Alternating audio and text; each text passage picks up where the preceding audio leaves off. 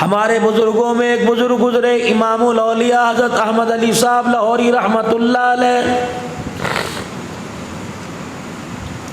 ہم اللہ کے ولی کی ولایت کے اور کرامت کے قائل ہیں۔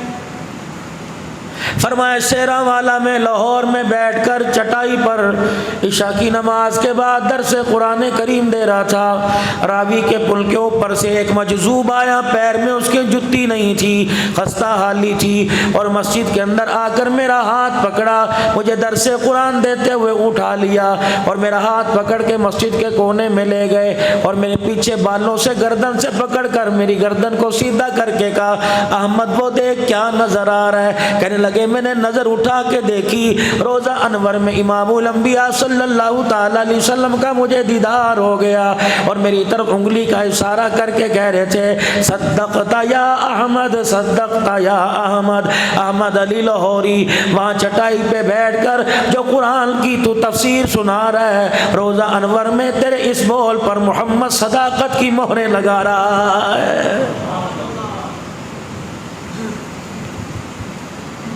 لیکن خدا کے واسطے ولی کو ولی مانو، شریعت کا پابند ہو۔ ناراض تو نہیں ہوگے میرے بھائی؟ اللہ کی عزت کی قسم اس وقت میں دیوبندی بن کے نہیں، اور آپ کو دیوبندی بنا اور بریلوی اہل حدیث بنا کے نہیں بات کر رہا، ایک کلمے کی نسبت سے انما المؤمنون اخوہ، مسلمان آپس میں بھائی بھائی ہیں، اور آپ نے فرمایا مسلمان پوری دنیا کے ایک جسم کی مانند ہے۔ فرمایا اگر ایک دانہ ناک پر، ماتھے پہ، کان پہ نکل گیا، پورا وجود اس کی ٹیس سے برداشت نہیں کر سکتا، کشمیر کا ہو یا فلسطین کا ہو، برما کا ہو، بنگلہ دیش کا ہو، دنیا کے کسی بھی ملک کا رہنے والا ہو، کلمہ پڑھنے والا لا الہ الا اللہ محمد الرسول اللہ صلی اللہ علیہ وآلہ وسلم، یہ کلمہ پڑھنے والا ہو، فرمایا او لوگوں کہیں کا رہنے والا ہو، اگر کشمیر والے کو تکلیف پہنچے احساس مجھے ہونا چاہیے، فلسطین والے کو تکلیف پہنچے احساس مجھے ہونا چاہیے، یہی انسانیت کی معراج ہے۔ باقی سارے رولے گولے ہیں میرے بھائی، نہیں یقین آتا چلو میں اور آپ جہاں زوجہ محترمہ افسر علی خان صاحب کی لیٹی ہوئی ہے، بھائی فرق نہیں، اور مدثر کی والدہ محترمہ آرام فرما رہی ہے، چلو بھائی آپ ہم سارے چلتے ہیں، مسجد کے امام صاحب کو بھی لے جائیں، مسجد کے مؤذن صاحب کو بھی لے جائیں، مسجد کے قاری صاحب کو بھی لے جائیں، ان کے بچوں ورثاء کو لے جائیں، زوجہ محترمہ بیوہ کے ماجی کے بہن بھائیوں کو لے جائیں، چلو چلو میرے ساتھ قبرستان چلو، علاقے کے بڑے ذمہ داروں کو لے جائیں، ریڈی بان کو لے جائیں، آؤ زوجہ محترمہ افسر علی خان صاحب کی وہاں جا کر پوچھیں اماں جان بتا تو صحیح، دنیا میں چودرانی کہلاتی تھی، دنیا میں نمبردار نہیں کہلاتی تھی، دنیا کے اندر اپنے گھر کی بڑی کہلاتی تھی، اماں جان تیرے ہاتھوں میں 6 چوڑیاں ہوا کرتی تھی، 2 سونے کے موٹے موٹے کنگن ہوا کرتے تھے، پورا گھر اسمبلی بنا تھا، تیرا آرڈر چلا کرتا اسمبلی چلا کرتی،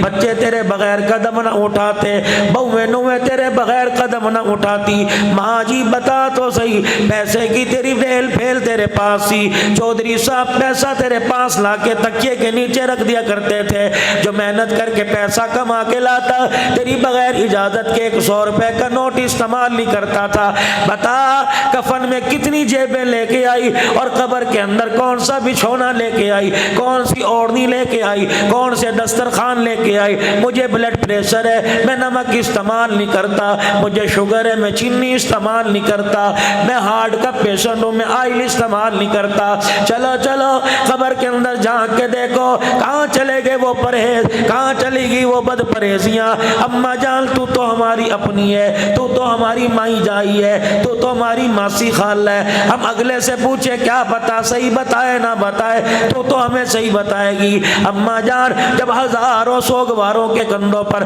تیرا جنازہ اٹھ کے قبر کے حوالے کیا گیا. اماں جان بتا تو صحیح قبر کے اندر کیا کام آیا؟ تیرا بڑا مکان کام آیا، تیری حویلی کام آئی، تیری چوڑیاں، تیرے روزانہ پہننے والے کپڑے اور پیسے اور تجوری کی چابیاں کام آئی. رب کعبہ کی قسم ماں نے منہ پھیرا اور ٹھنڈا ہو کا برا کہنے لگی عبدالحنان بے فکرہ ہو کے قبر میں نہ آنا، ذرا فکر ذرا سوچ نظریہ لے کے آنا. میں بھی سمجھتی تھی مال ہے تو سب کچھ ہے، میں بھی سمجھتی تھی پیسہ ہے تو سب کچھ ہے، لیکن قبر میں آ کے پتہ چلا کہ یہاں پون نہیں چلتا، یہاں رحال نہیں چلتا. قبر والی اندھیری کوٹری میں تو آمنہ کے لال کا طریقہ چلا کرتا ہے. لقد کان لکم فی رسول اللہ اسوۃ حسنہ. نبی کی زندگی کو اللہ نے کامل زندگی بنا دیا. بس یہ قبر میں لے کے آنا، بات ساری بن جائے گی، بگڑے کام سارے بن جائیں گے، وحشت اور تاریکی کی روشنی میں اور سکون میں تبدیل ہو جائے گی. جنت کا بچھونا اوڑھنا مل جائے گا، جنت کا پھولوں کا گلدستہ مل جائے گا، جنت کی قندیل مل جائے گی. اللہ اکبر. پھر تجھے فرشتہ کہے گا ایسے سو جا جیسے نئی دلہن اپنی سیج پہ بیٹھی ہوتی ہے، تجھے قیامت کی صبح تک کوئی نہیں جگائے گا. وگرنہ میرے عزیزوں معاملہ بڑا الٹا ہے. یقین جانو اگر دنیا کے اندر وہ نعمتیں بے شمار دے رہے تو گن گن کے قیامت کے دن حساب لے گا. اصل پتہ تو اس وقت ہی لگ جاتا ہے جب میرے عزیزوں بیٹا سگا کہتا ہے ابو بول دا کوئی نہیں، بیٹی کہتی ہے ابو جی ایک دفعہ میرے والدے کو تھے صحیح، بیوی کہتی ہے تھانو کی ہو گیا، کوئی شہد لے کے کھڑا، کوئی دودھ لے کے کھڑا، کوئی میرے عزیزوں بلڈ پریشر چیک کرنے والی مشین لے کے کھڑا، میرے عزیزوں کوئی ہارٹ بیٹ چیک کرنے والی، کوئی آکسیجن بڑھانے گھٹانے والی مشین لے کے کھڑا ہے. لیکن پوچھو اس کی آنکھیں کھلی کیوں ہیں؟ حدیث پاک میں آیا مدنی کریم علیہ السلام نے ارشاد فرمایا اس وقت جب نزاع کا عالم ہوتا ہے، نڑخڑا ٹوٹنے لگتا ہے، روح پیروں سے گھٹنوں سے سرینوں سے سینے سے نکل کر جب بالکل گردن کے اندر آ جاتی ہے، اسے بیٹی یاد نہیں آتی، اسے بھائی دکھائی نہیں دیتا، ماں باپ دکھائی نہیں دیتے، بلکہ وہ جہان دکھائی دیا جا رہا ہے جس جہان کے اندر اسے آنکھیں بند کرنے کے بعد لے کے جانا ہے. یہ تمہارے ملتان کے اندر بہت بڑے اللہ کے ولی کا انتقال ہوا. مولانا سمیع اللہ ربانی رحمت اللہ علیہ کا 2 سال پہلے انتقال ہوا. الحمدللہ پتہ نہیں 10 یا 11 بیٹے ان کے، سارے عالم سارے حافظ، 3 بیٹیاں عالمہ حافظہ. رات کا 1 بجا اپنے بیٹے مفتی سیف اللہ کو بلایا، یہ ممتاز آباد میں، کل بھی میں دن میں ان کے گھر بیٹھا تھا. اپنے بیٹے مفتی سیف اللہ کو بلایا، کہنے لگے بیٹے جو یہاں مسجدوں کے اندر تیرے بھائی امامت کرا رہے ہیں ان کو بلا لے. لاہور والے تو دور سے دیر سے آئیں گے، اللہ اکبر، جام پور راجن پور والے دیر سے آئیں گے. جب 5 بیٹے رات کو 1:30 بجے کمرے میں آ گئے، کہنے لگے بیٹے اگر تمہارا حق میرے پہ کوئی رہ گیا اللہ کے واسطے مجھے معاف کر دو. اب تمہارا باپ تمہیں چھوڑ کر وہاں جانے والا ہے جہاں جانے کے لیے کرائے کے مکان میں اس نے زندگی گزار دی. اللہ اکبر. بیٹو میرے لباس کو دیکھو، میری شلوار کے کپڑے کا رنگ اور ہے، میری قمیض کا رنگ اور ہے. میں نے کپڑے تو ایسے برداشت کیے، دسترخوان پہ سوکھی روٹی برداشت کی، لیکن میں نے حرام کی طرف کبھی آنکھ کھول کے نہ دیکھا. میرے بچوں میرا آخری وقت ہے، مجھے بلاوا آ رہا ہے. آج میں تمہیں بتاؤں گا میں نے تمہیں قرآن پاک حفظ کس لیے کرایا، آج کے دن کے لیے کرایا. اور میرے بچوں سورہ یاسین پڑھو، اس ڈولی میں بٹھا کے مجھے فرشتوں کے حوالے کر دو.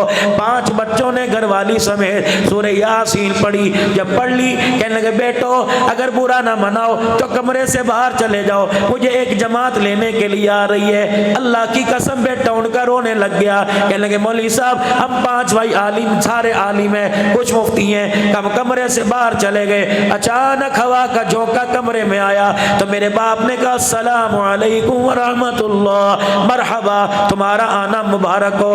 اتنا کہنے کے بعد اللہ اکبر، میرے باپ نے ہاتھ کی انگلی کا اشارہ کیا کہ باہر والوں تم بھی گواہ رہنا، اندر والوں تم بھی گواہ رہنا، میں ایمان کی حالت میں جا رہا ہوں. اشہد ان لا الہ الا اللہ واشہد ان محمد رسول اللہ کہہ کے آنکھیں بند کر دی. اللہ اکبر. خیر مدارس کے اندر جس کا جنازہ اٹھا، عام آدمی تو دور کی بات ہے، 4,500 عالم اس جنازے کو کندھا دینے والا تھا.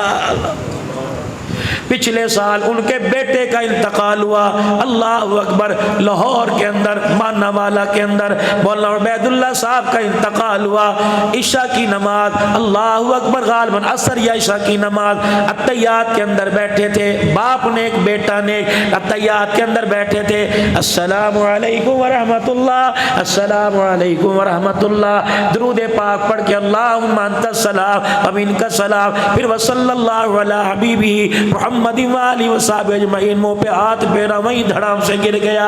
المرء مع من احب الیہ، او لوگوں جس حالت میں جس کے ساتھ پیار کی پنگے ڈال کے جائے گا، قیامت کے دن اسی کے ساتھ اٹھایا جائے گا۔ اس لیے آپ حضرات سے عرض کرتا ہوں، ڈیروں میں وقت کم دو، گھر میں وقت کم دو، بازاروں میں وقت کم دو، جب وقت دو اللہ کے قرآن کو دے دو، نماز کے سجدوں کو دے دو، تسبیحات کو دے دو، مسجد کے ماحول کو دے دو۔